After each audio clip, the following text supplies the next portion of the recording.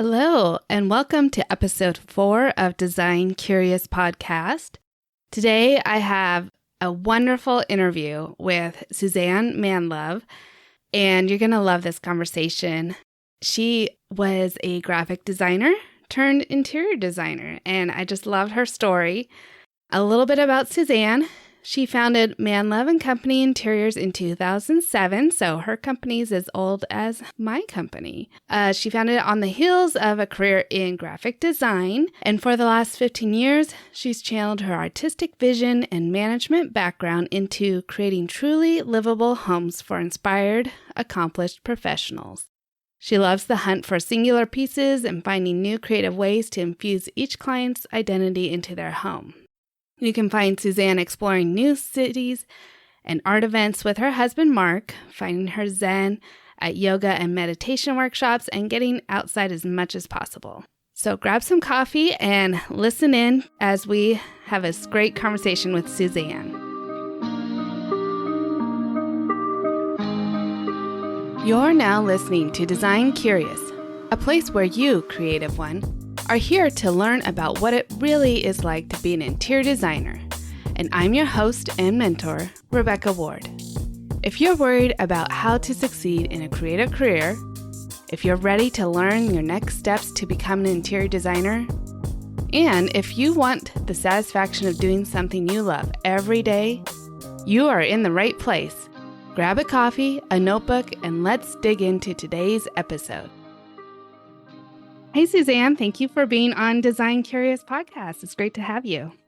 Wow, Rebecca, I'm so excited to be here. Thank you. I'm honored and privileged to be a part of your inaugural conversations. Thank you so much. Yeah, this is great. Okay, so I know you, but not everybody else. So why don't you tell us a little bit about who you are, where your firm is, the name of it, all that. Okay, so my business is Manlove and Company Interiors, and we are based in Arlington, Virginia. So we're right outside of Washington, D.C. So we service the D.C. metro area. So that's Virginia and Maryland and D.C. And we also do some luxury vacation homes on the Eastern Shore and also Virginia's Northern Neck. So if you've got a vacation home, that would also be of great consideration for us. So we offer luxury home design for inspired professionals. And I started the business in 2007 out of my home when my daughter was in preschool. And now my daughter is in university. So it's been a long time. But it really was a great way to be a professional person and have a business, but also be available for my family. So that was kind of the beginning of it. And now 15 years later, we have a staff of 5 people. And my husband, Mark, also joined the business about 5 years ago. And he left his corporate job and is now helping me run the business. And he manages the operations side. And also he has a marketing background. So he does all the marketing for Manlove and Company Interiors. So it's really evolved a ton and is not really where I expected it to be 15 years later. You know, when you start something, it's small and you're just trying to make it through the year and figure out what you're going to do next. And now here we have this beautiful business with this great team, and we're really transforming people's homes. And it's pretty incredible to see how it all has kind of come to pass. Wow. Did you go to school for design? And is that how you got into it? No. Oh, no. And that's why I thought I could be good for your audience. Yeah. So I have a degree in graphic design, actually. So I had a career before this career, and ultimately I started out as a designer and I became a creative director, and I had a corporate job, and I was doing a lot of photo shoots and managing a team again, but it was more in graphics, in print and digital marketing.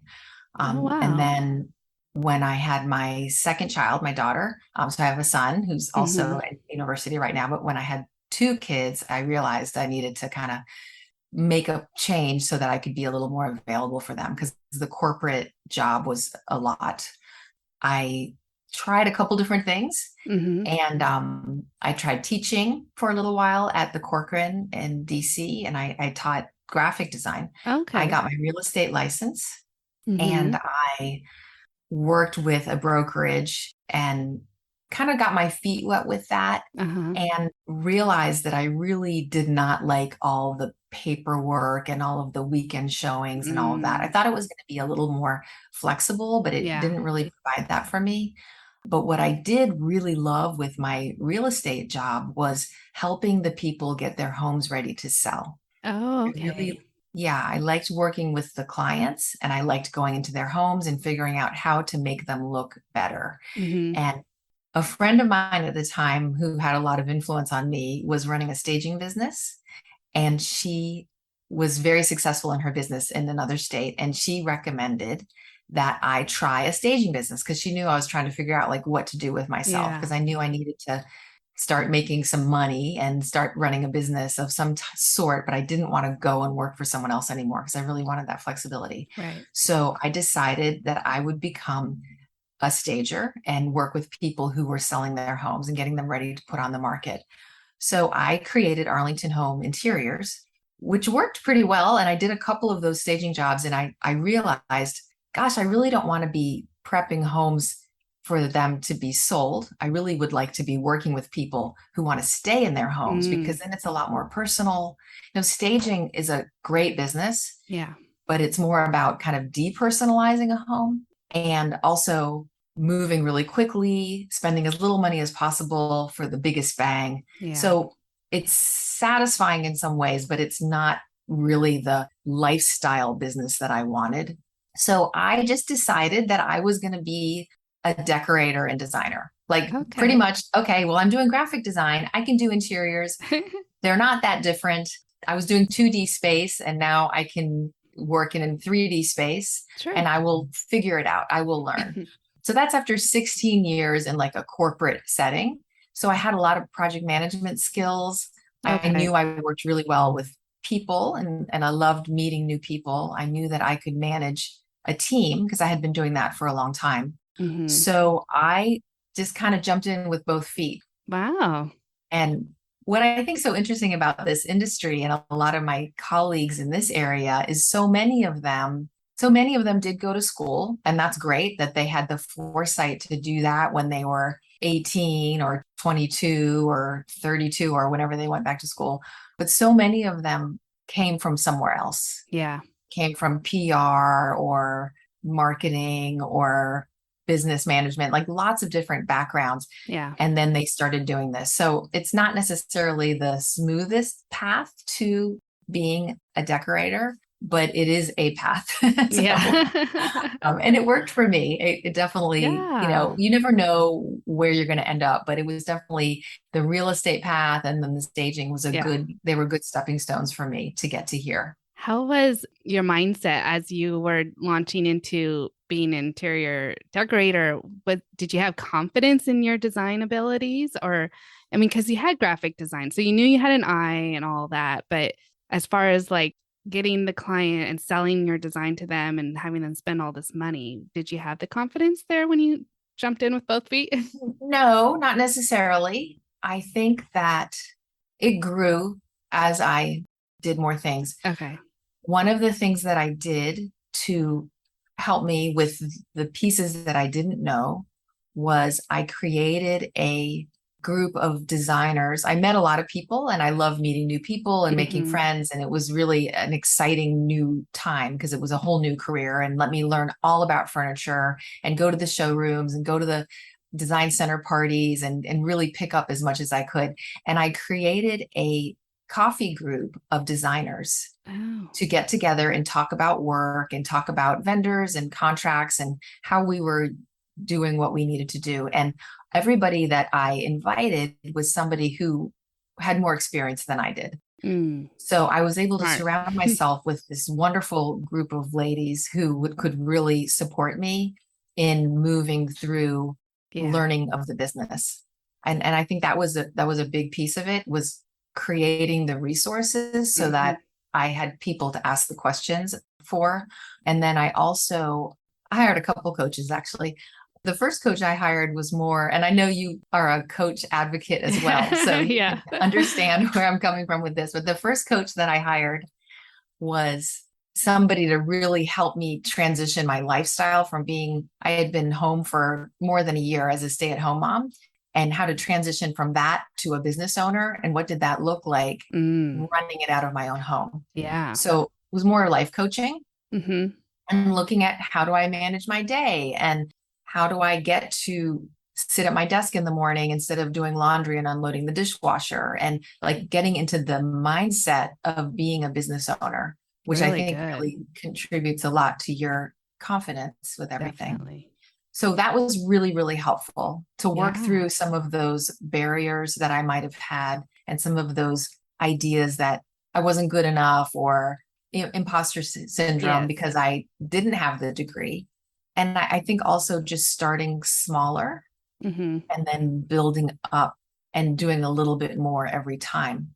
So the first few years, I did a ton of color consults, and I did a lot of like room in a day sort of Yeah. projects where I would go to a client's home who needed help, and I would spend 2 hours and I would just download everything I could think of that they could do to improve their dining room and their family room, and draw sketches and look up things really quickly at Pottery Barn's Yeah. website, and like give them some tangible ideas that they could then execute themselves, Right. moving furniture around. So very much like on the fly, figure it out as you go. But what I learned from that was that I already had so much more knowledge than these people who hired me had. Mm-hmm. So they were benefiting from the experience that I had, and from my ideas. And so that gave me the confidence to build on that and then delve into like, oh, let me figure out window treatments and how am I going to do that? And then let me ask my friend who has a great workroom, and maybe I can start working with her workroom and they can teach me some things. And, it just really built on top of the other pieces, and it's just Yeah. kind of foundational. Yeah. And before you know it, you're doing whole houses. So it takes time, but Yeah. I've been doing this for 15 years now. So Yeah. it's a long path, but there's been growth every year for sure. Yeah. Wow. Yeah, that's really incredible. And I think actually, whether you have the degree or not, you still face that imposter syndrome. Like you're starting out, like, can I call myself a designer, even though I have a degree in it? Everybody faced that. But I think it was really smart of you to get that lifestyle mindset coaching early on so that you can have the right attitude, like a can do attitude to learn the things that you didn't know. Absolutely. I do think mindset is such a big piece of it. And that's a lot of the things that we even explore today when we go to retreats together and we work with coaches. Mm-hmm. It's all about what you believe you can do. And then, of course, also following through on it and doing an excellent job, Yeah. bringing in the right people, and following through on being successful in what your commitment is. But I think that you have to have the mindset first Yeah. to get there. And that's where I feel like the coaching piece has been a really integral part of Mm-hmm. my growth personally. Mm-hmm. So definitely would recommend that for anyone who's kind of trying to figure out what to do themselves. Yeah, and another interesting aspect you have is that your husband is a part of your company now. And does he also have a like are you the visionary for your company, or does he also want to kind of grow it and see where it can go? It's definitely a collaborative effort Mm-hmm. to plan every year.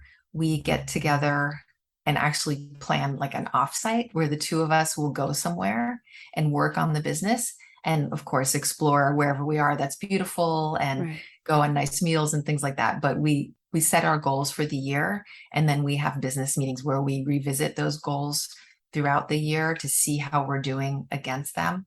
I would say I'm more of the dreamer of the couple, Mm-hmm. and he's more the practical planner.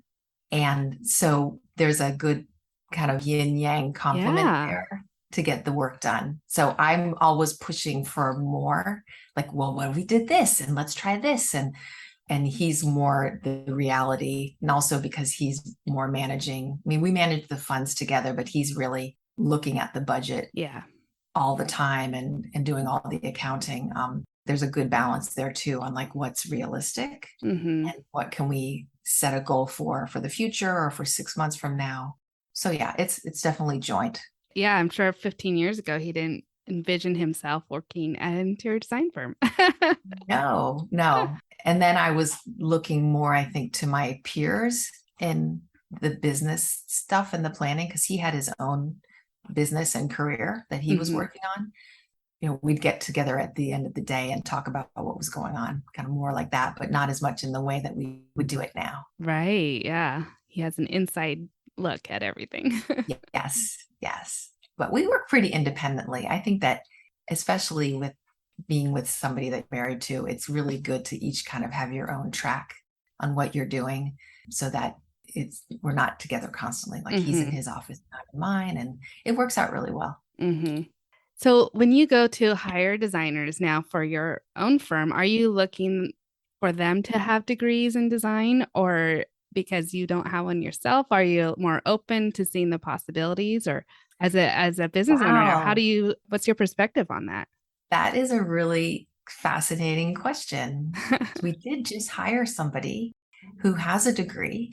Yeah. And then our other designer also has a degree. Okay. Um, I think that it would really depend. I think in the case of me coming from another industry, I was the only one. So I was figuring out as I moved along and grew. Right. I think for like hiring a designer, it was important to us to have somebody who had design experience. So it was not critical that they had a degree, but it was Mhm. critical that they had experience and that Mhm. they had been in an office performing the duties that we wanted them to perform so that Yeah. they could come in and be ready to go. And yes, learn about our process and our ways, but I'm not going to train them how to do interior design. Right. So I think that that was important. But that experience could have come from another job that then turned into a design job at another place. And then they Right. came to me. But, definitely we were hiring for a more senior level. Okay. We needed that time Yeah. already in place. But I definitely would be open to bringing on somebody like we hired an operations assistant who didn't work in an interior design firm before, Okay. and doesn't Yeah. have a degree in that, but she's doing a lot of different support roles for us, including doing all of our CAD drawings. Mm. She came from a different industry, but she's a great hire. We're thrilled to have her. So Mhm. it just kind of depends on how people fit and what the job description is really. Whether Right. if it's a senior job, then they would need that time. Right, right, for sure. Yeah, it's just interesting. I wanted to get your take on it because some of the people that I mentor, they are, they've already gone to college and they don't necessarily want to go back to school to get their design degree. So they're trying to figure out how they can work for a designer without having that degree or, maybe necessarily the experience. So often they'll start as an intern or an assistant or something like that and work their Mhm. way up. And I suppose that could happen in your firm as well. Absolutely. And I think that there may be some tools that they would need to learn to really ultimately do the design position, like learn CAD. Yeah. But those are all trainable. Mhm. So if you have a desire, you can figure it out. You can learn it. You could do classes at night. There's definitely a lot of different ways to get those skills. Mhm. And I think the hands-on piece is so important. We have an intern right now who just graduated with her interior design degree from VCU. She's in our office doing all the things we need her to do. And it's going to give her a really good sense of what her next step might be, whether she wants to do residential or commercial. Yeah. She helps us with presentation. She helps us with CAD. She also has organized our storeroom and all of our samples. She's going to run to the stores and pick up some accessories for us later this week. Filing, like it's just every single thing you could ever imagine. But that's really a great way to get your feet wet and see what it feels like to even be in that environment. Right.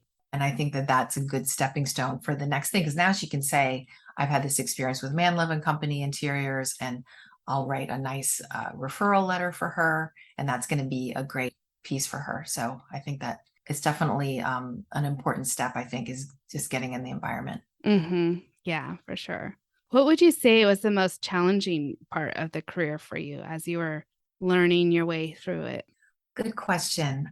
I think the confidence piece is always in the background Mm-hmm. when you're moving up to the next level, because I'm always trying to grow and learn more and stretch myself. Mm-hmm. And so there's sometimes things I'm doing that I've not done before, or it's a home that's bigger than we've ever touched before, or we're working with some unique design need that it's like, well, that's interesting. I've never actually done this. Let me figure out how we're going to do it. And Right. so you have to really believe that you have good systems in place and good support and that you can achieve it. So there's always that confidence thing in the background. And I definitely have grown a ton in that arena. And I feel very confident now, but it's always, I don't know. I think that's always lingering in the background. Yeah. And that's why I like coaching a lot because it Yeah. helps me get through the hurdles. Right. I think another piece that is challenging, and I know in talking to my colleagues that this comes up for everybody, is just really managing clients' expectations Yes. and talking to them right now about how it may be a year from beginning to end of the furniture actually arriving, Right. whereas before it might have been 6 months, and just kind of set up what to expect from us and our organization and how we're going to bill and all of that. I think that is a part that we are constantly improving and Mm-hmm. working on. How are we going to communicate this and what's in our script and what's our messaging, and just being consistent with that. I Mm-hmm. think that's another one, but that we've learned a lot and we've grown a lot. And it's really satisfying to listen to a podcast about design or read a book or something and be able to check off the boxes and say, okay, we do that now. Okay, we've Right. got that figured out. Yeah. Whereas maybe 5 years ago, we weren't doing like weekly reports, and now we do weekly reports to our clients. And so there's a lot of growth. I think the human tendency is to look at what we're lacking and not to look at how we've grown. So I try to stop and recognize the development there too, so that it's not just like, how can we do better, or we're too small or whatever. It's more Mm-hmm. just about the growth piece. Really And good. surrounding yourself with people like you, Rebecca, who are Mm-hmm. also growing and reaching Mm-hmm. and constantly stretching, is really satisfying. And that's another thing that I like to do, is to be with other, female entrepreneurs who are really pushing themselves. And Mm-hmm. that I feel like I'm with my people. And so I don't feel uncomfortable. Right. Yeah, I'm such a collaborative person that I'm like even though we all work with individual firms, it's like we all are kind of in this together, like Yes. the rising tide, with all the boats. So it's just a great advice to reach out to those that are around you and are like-minded and try to really connect with them, and you'll be growing together side by side. Yes. Yes. And so like local organizations and coaching groups and things like that is a great place to find that sort of support. That was like an intentional thing that I've been doing the last few Mm-hmm. years, is finding more business owners like myself to connect with so that I Mm-hmm. can have people who stretch me more. And then, like, if I see you doing something, then I think, oh, well, I can try that too, because she did it and it worked out for her, or she's charging that out, so I can charge that amount. And Right. it's not a competition, it's more just like believing it and seeing Yeah. it. That really helps me. Right. And I like that collaboration for sure. Yeah. I think that is a shift from when we started, even like 15 years ago, that designers are willing to share all that information with each other, what they're charging. Because I feel like before, a lot of designers would just have their blinders on and just work in their own space. And this is what I do. This is how I work with clients, but not comparing at all what they're doing with other designers around them. No, and I feel like some of that may have changed even with social media and podcasts, because I Yeah. know so many of us are listening to the same podcasts, Mm-hmm. and they're talking about all these things and how to run a business and pricing. And then you bring in somebody and you ask them questions, and I'll hear something on a podcast and I'll think, oh, I'm going to try that with my business because this person did it and it was successful for them. So there's an openness there that didn't exist before, because I think Mm-hmm. we just didn't know it was out there. Mm-hmm. There was not those environments to share that information. So Yeah. that's not to say there's probably still some designers that are more quiet or closed about the way that they work. Yeah. But I feel like there have been so many people in the DC area that I've really connected with. It's Yeah. been really great. Going back to your story, I thought something about how, you were in graphic design and then you eventually transitioned to interiors because you're looking for that flexibility as a mother and working out of your home and things like that. Did it not appeal to you to start an independent graphic design company that would maybe have also afforded that flexibility? No, I had done graphics for about 16 years and I had really moved into management. So I was more the vision again and the art direction, but I wasn't Okay. actually implementing myself anymore. Oh, So I okay. was not sitting at the computer and in design and like laying out things. I was working with the client Hmm. and then bringing it back to my team and saying, okay, this is the plan. This is what we're going to do. And that's basically what I do now. I go Yeah. out and I get the work and I meet with clients and I get really excited about the potential of the transformation and I learn more about their lifestyle and their collections and what they do with their families and their vacations and all of that. And then I'm able to translate that into the space. Hmm. And so I work with my team to kind of make all their dreams come true in that respect. Hmm. So it's a similar role, but just a different medium. Right. And So also, you again, have the autonomy as the business owner. Take time off for your kids when you want to.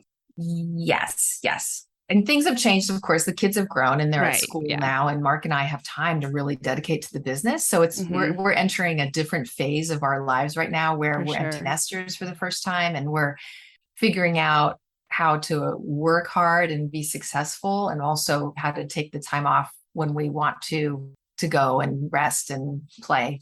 The nice thing about interiors is that you can go somewhere and it can still be a your work when you're looking at a beautiful hotel or you're traveling and you're seeing amazing art and architecture and buildings. And I think that that is actually really important part of our work to get that stimulation and that exposure, Hmm. because then we can take that and bring that back into our work. So travel and going pretty places and all of that is actually really important, I think, so that we don't get stagnant and stale. Yeah, for sure. Travel is always inspiring to me. Oh, I never thought about this, or just exposes you to so much more that you can then bring it back. Because how many times have we had clients who also have been traveling, and they're like, "I stayed in this hotel and I saw this light fixture, and I'd love to have that in my house," type of a thing.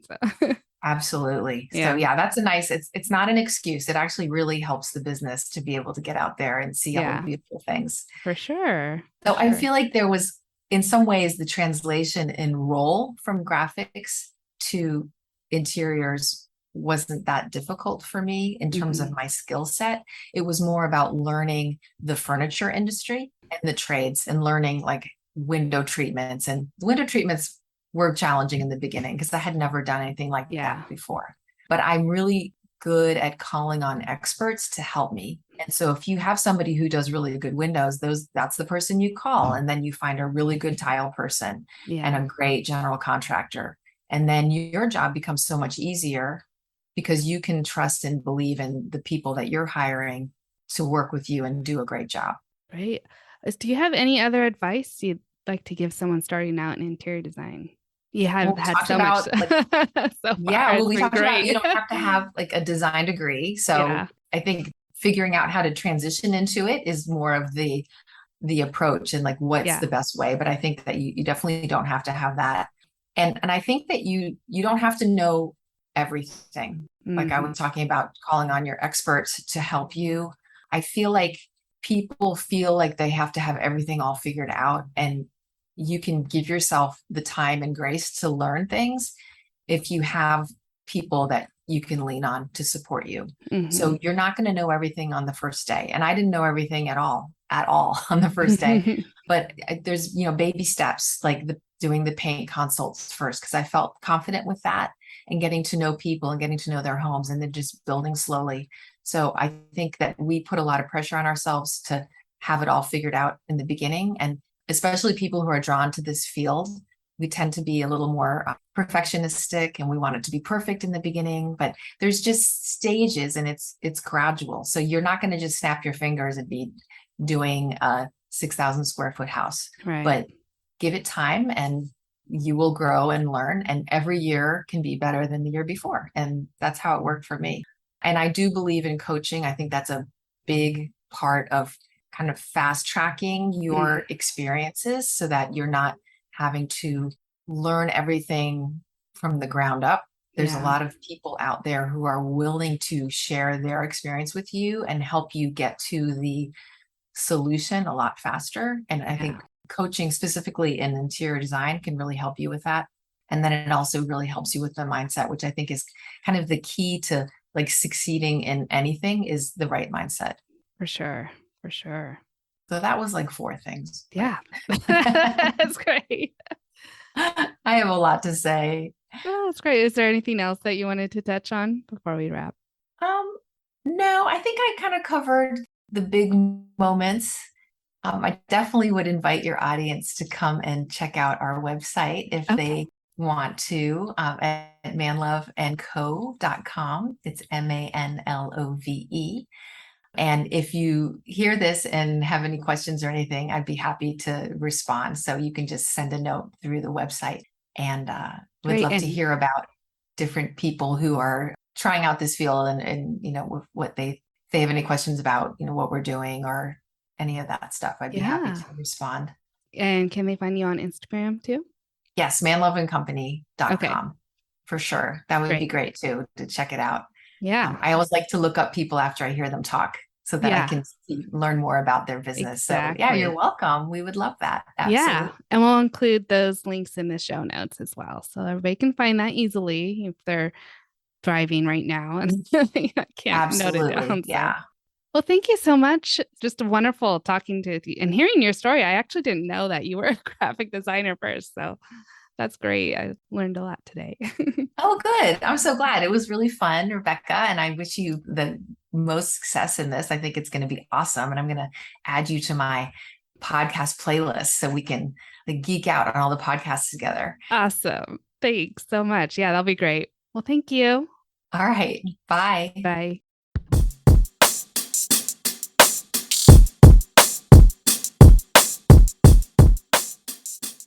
So wasn't that great? I just loved talking with Suzanne.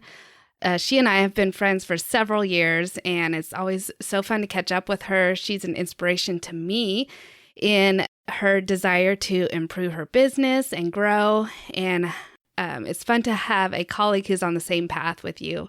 And Suzanne is like that for me. So I hope you enjoyed the conversation with her as much as I did. Again, if you want to check out her company, Manlove & Co., you can find all the links in the show notes, and that will be on my website, rwarddesign.com.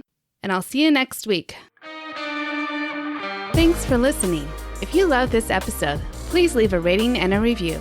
This helps me reach other curious creatives like you.